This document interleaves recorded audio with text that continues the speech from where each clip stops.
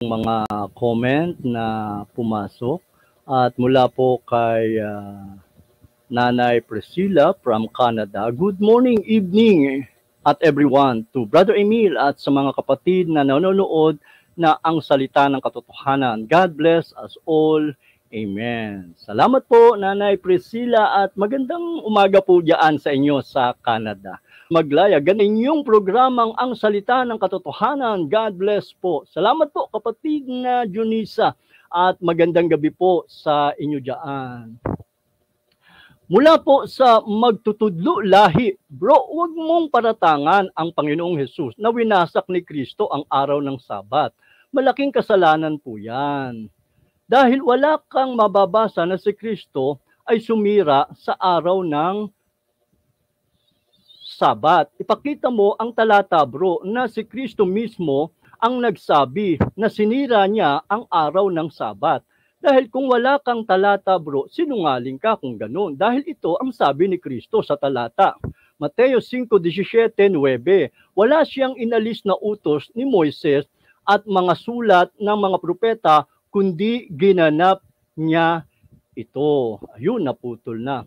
Kapatid na magtutudlo lahi, yung pong nabanggit na sinira ang araw ng Sabat ay binasa ko lang po.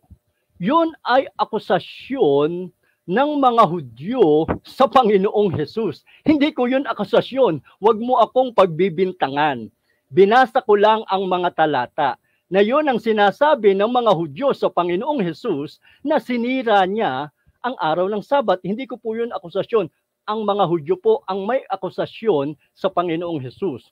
Ngunit pinatunayan natin na hindi po sinira ng Panginoon ang araw ng Sabat. Sinasabi lang ng Panginoon na hindi pagsira ang kanyang pagpapagaling ng araw ng Sabat, sapagkat ang Ama ay gumagawa, siya ay gumagawa ng araw ng Sabat, at ang paggawa ay ang pagpapagaling ng Ama sa pamamagitan niya.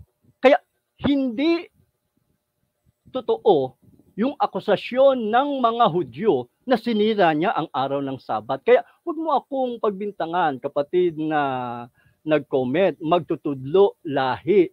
Hindi ako ang may akusasyon nun, ang mga Hudyo. Binasa ko lang. At pinatunayan naman natin na talagang hindi sinira ng Panginoong Hesus ang araw ng Sabat. Pinatutunayan niya na yung kanyang pagpapagaling sa araw ng Sabat ay hindi yun pagsira sa araw ng Sabat. Sapagkat, gaya nga po ng binasa natin kanina, maaring hindi mo naabutan, na Mateo 7 sa 5 sa talatang 7, na parito ang Panginoon hindi para sirain ang kautusan, kundi para ganapin. Kaya ang Panginoon ay hindi po sumira.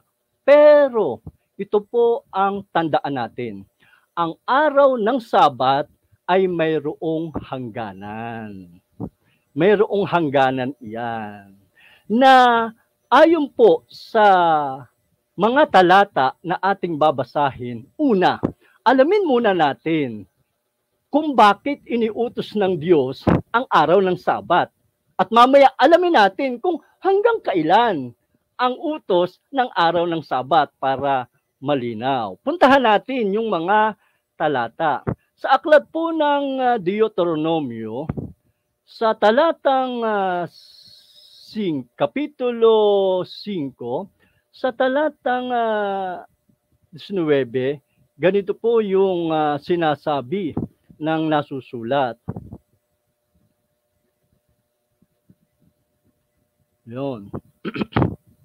5, sa talatang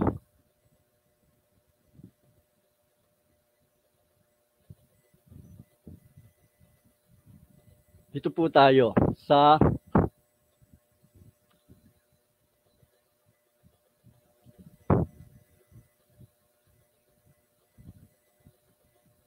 puntahan po natin yung eksaktong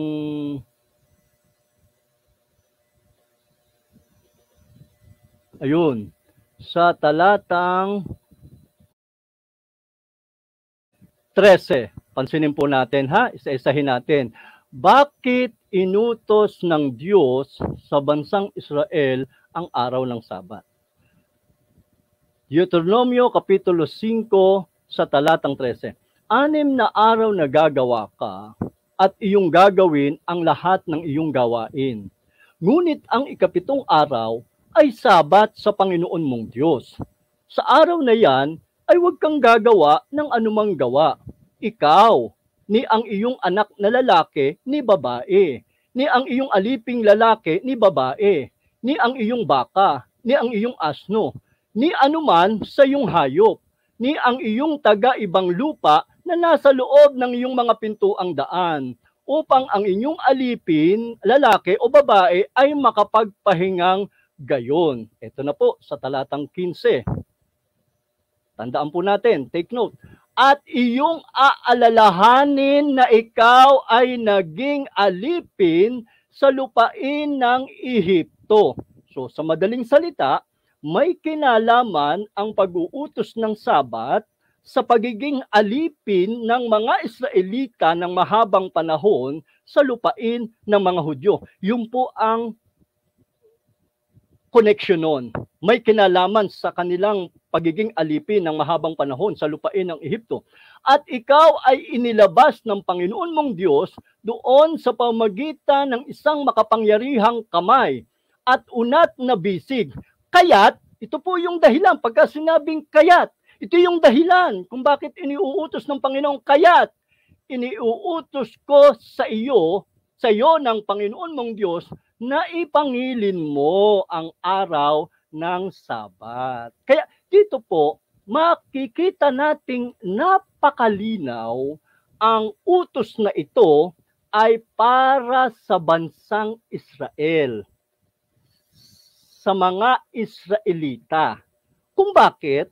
Sapagkat sila ay naaliping mahabang panahon sa lupain ng Ehipto at sila ay iniligtas ng Diyos sa pagkaalipin. Dahil dito, ay sa ating binasa, kaya't iniutos sa iyo ng Panginoon mong Diyos na ipangilin mo ang araw ng Sabat. Kaya yan po ang dahilan kung bakit iniutos ng Diyos ang Sabat sa ikapitong araw. Kaya yan po ay maliwanag para sa bansang Israel. Hindi po yan para sa lahat ng mga tao, gaya sa bagong tipan. Mamaya aalamin natin kung hanggang kailan ba yan. Nautos na yan ang araw ng Sabat. Pero dito, makikita po natin kung kanino iniutos sa bansang Israel. At ano ang dahilan ng pagkakautos? Sapagkat sila ay naalipin ng mahabang panahon. Dahil dito, iniligtas sila sa pagkaalipan, yun ang dahilan kung bakit kailangan nilang magpahinga ng ikapitong araw para maalala nila na sila ay iniligtas ng Panginoon sa pagkaalipin. Kaya maliwanag kung kanino inutos sa bansang Israel. Kung bakit iniutos? Sapagkat naalipin ang bansang Israel. Yon ay pag-aalaala na sila ay iniligtas ng Panginoon sa lupain ng pagkaalipin sa Ehipto. Kaya ipangingilin nila yon. Patunayan pa natin na ang utos na ito ay sa buong Israel. Sa aklat po ng Malakias. Sa Kapitulo, sandali po. Ayun.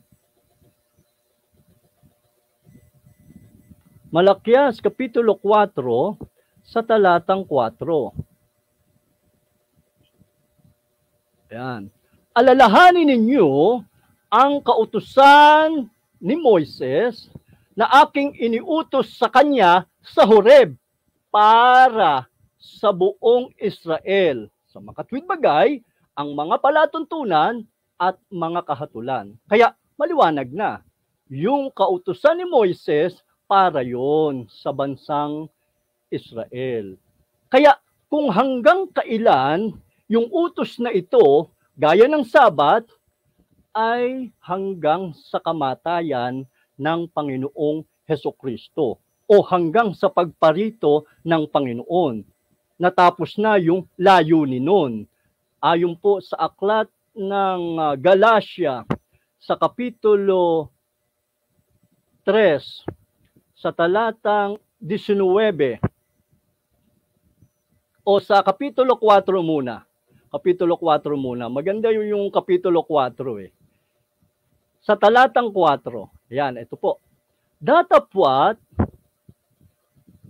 nang dumating ang kapanahunan, ay sinugo ng Diyos ang kanyang anak, na ipinanganak ng isang babae na ipinanganak sa ilalim ng kautusan. Bakit po siya isinugo sa tamang panahon, sa ilalim ng mga kautusan? Sa talatang 5, upang matubos niya ang nangasa ilalim ng kautusan, upang matanggap natin ang pagkupkop sa mga anak. Kaya maliwanag kung bakit ang eksaktong panahon ng pagkakasugo ng ama sa anak upang ang mga nasa ilalim ng kautusan, mga Hudyo, ay matubos niya sa ilalim ng kautusan. Yun po ang dahilan. Nagpapatunay na yung kautusan ay hanggang sa pagparito ng anak. Pansinin po natin. Puntahan na po natin yung kapitulo 3 sa talatang 19. Ayan.